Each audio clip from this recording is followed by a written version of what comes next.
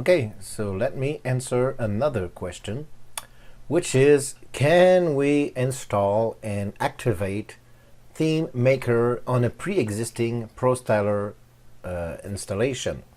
What will it do with the page? Will it mess everything up, or will it work fine out of the box? Because as we know, there's no such thing as importing, and these are two different products. But they have similar shortcodes, so let's see how it looks like. So I have a brand new ProStyler installation here, ProStyler 4.51. So I'm gonna install one of the newest template from the template club, sorry. I'm gonna install that architect one, let's say. So let me just import that content. I'm gonna pause the video while it does that. All right, so it has been imported. Now let's take a look at the page that it has created for us. The entire website, I should say. So as you can see, our ProStyler logo, social media and so on, image here, boxes there, and so on. So this is how the page looks like by default. Now I'm going to leave that one open, and let's go back to my installation. I'm going to go inside my theme, and I'm going to switch from ProStyler Revelation to ThemeMaker. Okay, so far nothing has broken. I'm going to dismiss that notice here, and I'm going to quickly go and change my license. So I will pause the video while I do. All right, so that was just to make sure that we don't lose anything, that we cannot say that if something is broken, that's because simply that my license was not activated and so on. So now let's take a look at the site.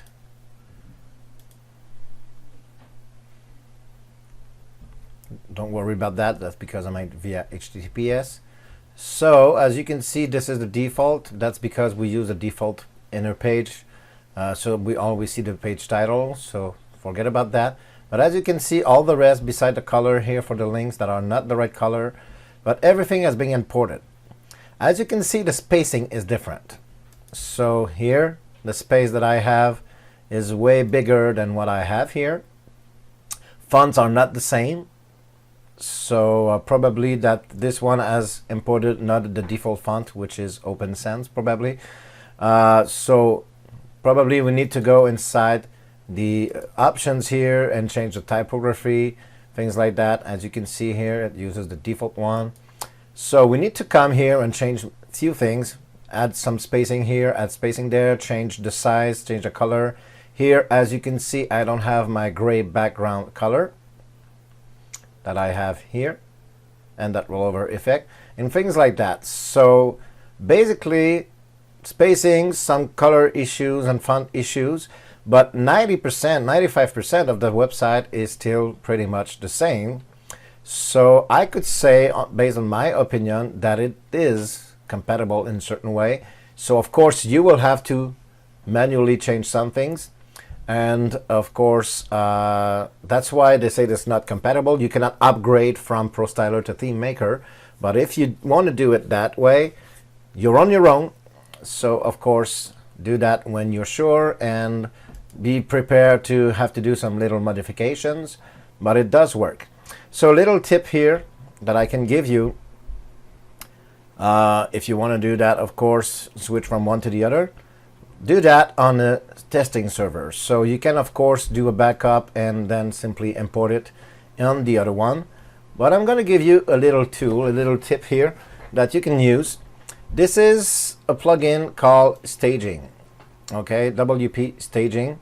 There's a pro version that allows you to change, to push the modifications that you made. But if it's just for testing, the free version is enough. So if I go there, whoops, it's not working on my end because I'm a multi-site. So sorry, didn't think about that. But anyway, you can come here usually and simply set up a new site. It will create a sub-site in the subfolder that your current site is. And that way you can go there and activate the other tool, the other theme, and play with it, make some modification, and then come back to the original one and do the same modifications. So that's a great little tool here. Sorry that I cannot show it to you because I'm a multi-site, on a multi-site here. Maybe I can show it to you on another site. Just wait a little bit.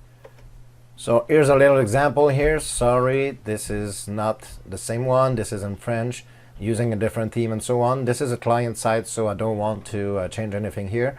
But as you can see, WP staging, you just need to create a new staging site here.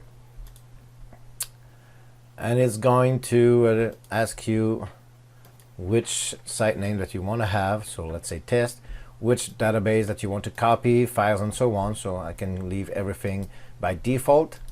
Okay, and we can start cloning. You can check for available disk space, by the way, to make sure. And let's see. I'm gonna pause the video while it does that.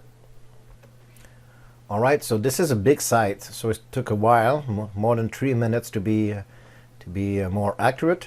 But as you can see here now, I can open my staging site, and as you can see, I'm inside a different testing environment here. Now, probably a little problem here, but not too bad. That's because I'm on an HTTP server. But you will see, you will have that orange bar, and this is to differentiate it, the staging server from the regular one. So you will know, because that's a problem sometimes. We're making modification, we think we are on the staging server and we are on the real one, or vice versa. So that orange bar here shows us directly that we are on the staging and we are on the original one. So that's a little trick, but of course, before doing something like that, always do a backup of your site, just in case something goes wrong. Hope that video was helpful, and if you have any other question, don't hesitate to post them. Thank you.